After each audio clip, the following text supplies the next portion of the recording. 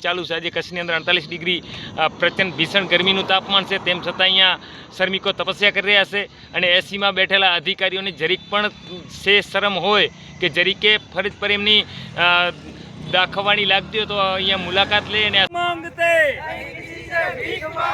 हम अपना हक मांगते नहीं किसी से भीख मांगते हम अपना हक मांगते नहीं किसी से भीख मांगते। આ કંપની આટલી બધી મોટી છે, એના અંદર પીવાનું પાણી શુદ્ધ પણ નથી આપતી રહી।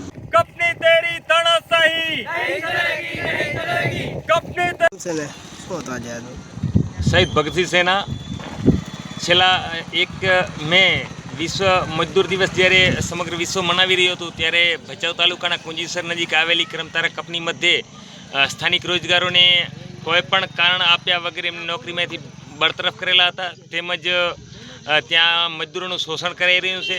ત્યારે 1 મેના દિવસે વહીવટી તંત્ર સમક્ષ રજૂઆત કરી હતી કે તાત્કાલિક ધોરણે જે નોકરીમાંથી છૂટા કરેલા છે કર્મચારીઓને પરત લેવડાવવામાં આવે અને સાથે 8 કલાક જે નિયત કરેલું છે સરકારે એમની ડ્યુટીનું સમય એ મુજબ એમને 8 કલાકની નોકરી આપવામાં આવે અને લઘુત્તમ વેતન ધારા મુજબ એમને માનદ વેતન આપવામાં આવે। આ માંગણીઓ સાથે રજૂઆત કરેલી હતી, તેમ છતાં તંત્રને 20 દિવસ આપવા છતાં કોઈ કાર્યવાહી ન કરાતા નસુટકે શહીદ ભગતસિંહ સેના દ્વારા મજદૂરો સાથે રહી અને પ્રતિક ધરણાનું કાર્યક્રમનું આયોજન કર્યું છે અને કચ્છમાં જનજાગૃતિ કરી રહ્યા છે કે શ્રમિકોના જે અધિકારો મળ્યા છે, જે ફેક્ટરી એક્ટ મુજબ જે સંવિધાને એમને પ્રાવધાન આપેલું છે એ પ્રાવધાન મુજબ અહીંયા અમલીકરણ થવું જોઈએ અને કચ્છ જિલ્લામાં ખાસ કરીને દરેક દિવસે ક્યાંકનું ક્યાંક શ્રમિકો મૃત્યુના મુખમાં ધકેલાઈ રહ્યા છે, ક્યાંકનું ક્યાંક સલામતીના સાધનોના અભાવના કારણે। ત્યારે સેફ્ટી ઇન્સ્પેક્ટરની જવાબદારી આવતી હોય છે કંપનીની વિઝિટો લેવી, પણ ખોટી રીતના વિઝિટો દર્શાવી અને સરકાર સાથે બેદરકારી ફરજ પર દાખવી રહ્યા છે। જીએલઓની જવાબદારી આવતી હોય છે કોઈ શ્રમિકના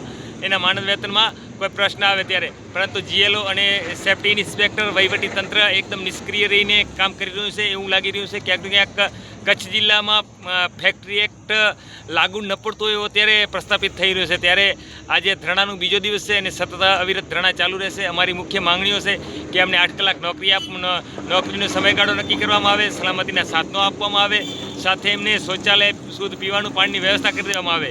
આ કંપની આટલી બધી મોટી છે, એના અંદર પીવાનું પાણી શુદ્ધ પણ નથી આપતી રહી અને મજદૂરો હમણાં જે 3 મહિના પહેલાં એક મજદૂર ત્યાંથી પટકાઈ અને શ્રમિકનું મૃત્યુ થયું હતું, પણ તે પણ ક્યાંકનું ક્યાંક દફન કરી દેવામાં આવ્યું છે। આવા બધા મજદૂરો સાથે જે શોષણ થઈ રહ્યું છે ત્યારે આજે મજબૂતી સાથે રજૂઆત કરાઈ રહી છે અને કચ્છની જનજાગૃતિ કરાઈ રહી છે અને આશા રાખી છે કે આગામી ટૂંક સમયની અંદર વહીવટીતંત્ર જાગશે અને કરમતારા કંપની આ જે મજદૂરોની માંગણીઓ છે, જે ગેરવ્યાજબી માંગણીઓ નહીં પણ વ્યાજબી માંગણીઓ છે, એમને સંતોષ છે એ આશા સાથે જન આંદોલન ચાલુ છે। આજે કચ્છની અંદર 48 ડિગ્રી પ્રચંડ ભીષણ ગરમીનું તાપમાન છે, તેમ છતાં અહીંયા શ્રમિકો તપસ્યા કરી રહ્યા છે અને એસીમાં બેઠેલા અધિકારીઓને જરીક પણ શરમ હોય કે જરીકે ફરજ પર એમની દાખવવાની લાગતી હોય તો અહીંયા મુલાકાત લે અને આ છાવણીની મુલાકાત લઈ અને કંપનીના અધિકારીઓ સાથે વાર્તાલાપ કરે।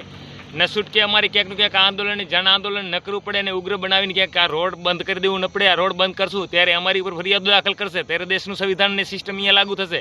અત્યારે આ કંપનીના માલિક સાથે વાત કરવાની કે આમની જે ફેક્ટરી એક્ટના નિયમો છે એને લાગુ કરવાની વાત કરવામાં નહીં આવે, ત્યારે બહુ દુઃખની વાત છે। આજે આટલી ગરમીમાં પણ આ કચ્છના મજદૂરોને હેરાન થવું પડી રહ્યું છે।